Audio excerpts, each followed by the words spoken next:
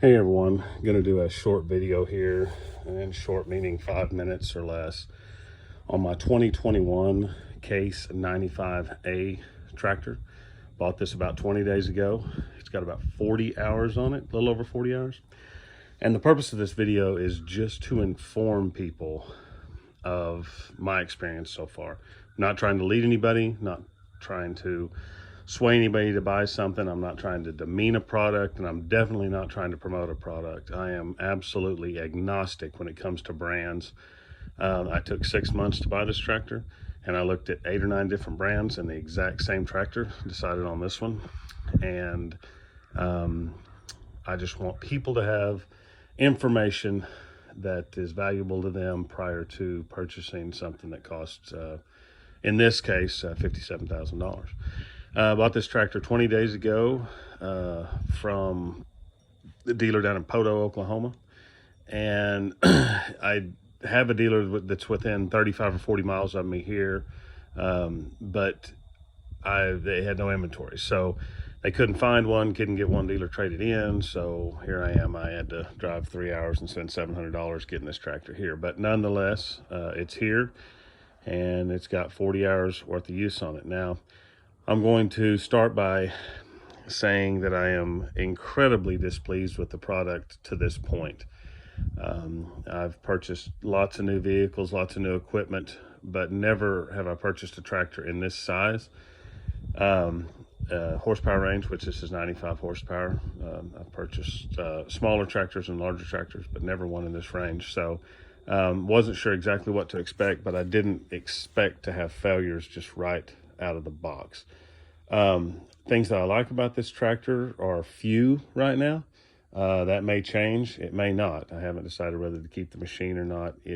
At this point, it doesn't really seem like it's going to hold up for what I need it to hold up for. This tractor is replacing, if you can see in the background, that tractor over there, that's a 1964 3020 John Deere. It's got about 11,000 hours on it. 2-owner tractor, and that tractor did everything I needed it to do. And I thought it might just be a little bit easier to get a tractor in this horsepower range with a cab on it for the heat we have here in Oklahoma. But nonetheless, I don't need issues. That tractor had, its share of issues, but those issues are stuff that I can take care of in a relatively inexpensive manner. These issues I can't address at all, and I have to rely on the dealer. So first and foremost, got the machine, and very first day, let me get up here in the cab. Underneath the seat here is, you can see, this is your raise and lower for the lumbar.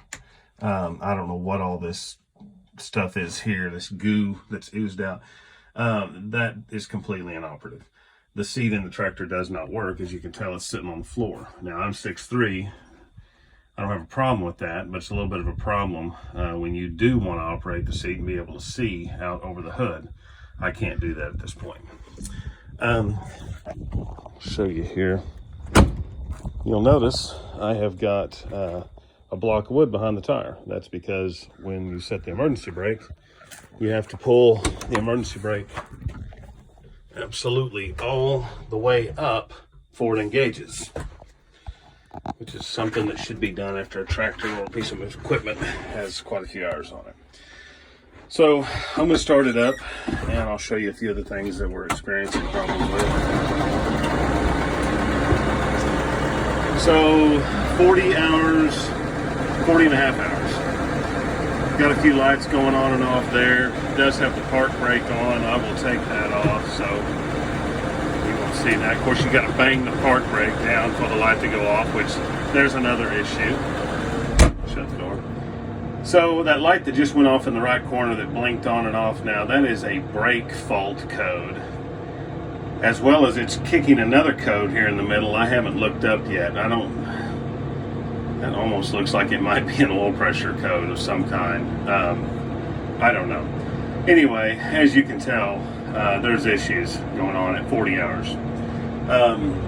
The interior light does not work. You can play with it, push it, and it kind of comes, mess with it. It was coming on. It doesn't work at all. The horn, push the horn in, nothing. Does not work at all. As far as the cab goes, everything else is pretty much fine. These switches up here, I mean, that's a terrible quality control, you know. Other than that, the inside of the cab seems fairly okay. Of course, I'm sitting on my butt right now because of the seat not working. But anyway, these are issues that we're having. First and foremost, I can tell you, of course, that part of the buzzer works. You set the brake. Of course, you got to pull the brake all the way up or it doesn't work. Anyway, the tractor did quit yesterday. Quit completely. And I had to get on the phone and diagnose the issue over the phone with the dealer. Ended up being a 125 amp fuse underneath the hood. I had to take care of that myself. Obviously, they're not going to come out and do anything for, somebody that's 3 hours away. You know, when it's something like that.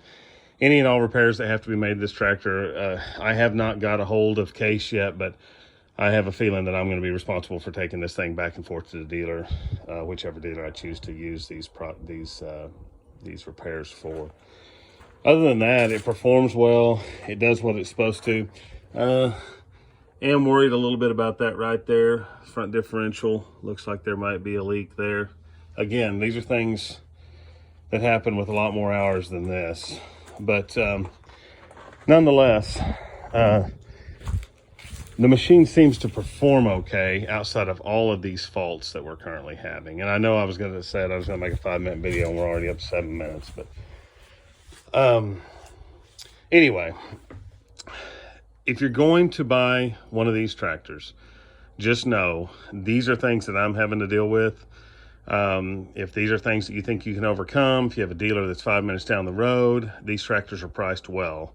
The Mahindra, the Zetor, and the TYM were all higher than this in this horsepower range. Every single one of them was priced higher.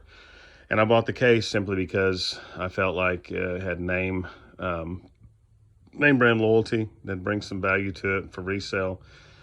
And, and the price was about $4,000 less than the others. So I did price a John Deere. It was in the same price range, and I did price a New Holland. Now, the New Holland's the same tractor. They're both made by C&H, but the John Deere was out of stock, and I would have definitely liked to have purchased the John Deere. I thought it was a better quality machine, but again, there was no one close that had one. Kubota was $20,000 more. Unbelievable. Couldn't believe that they priced their product that much higher. I did not feel that their product was that much higher of a quality, if any more quality than this. So they weren't even a contender. But other than that, McCormick and Deutz Fahr were priced at the same, but again, they weren't close, and inventories were low. So that's why I ended up with this. But anyway, incredibly disappointed in this piece of machinery. Again, I don't know if I'm going to keep it. I don't know if we're going to have to go through some processes to get these things fixed. I don't know if this thing's going to fall in 2 pieces before the warranty period's over. If that's the case, there may be some lemon law that we have to start going after and following a process. But I don't want to do that. I just want this thing to operate and last as long as that one did, which, good luck there. Anyway, guys, just be informed. I know I went twice as long with the video as what I said I was going to, but just know that that's what I'm dealing with this 95A Case 2021 year model. And, let caution be your guide.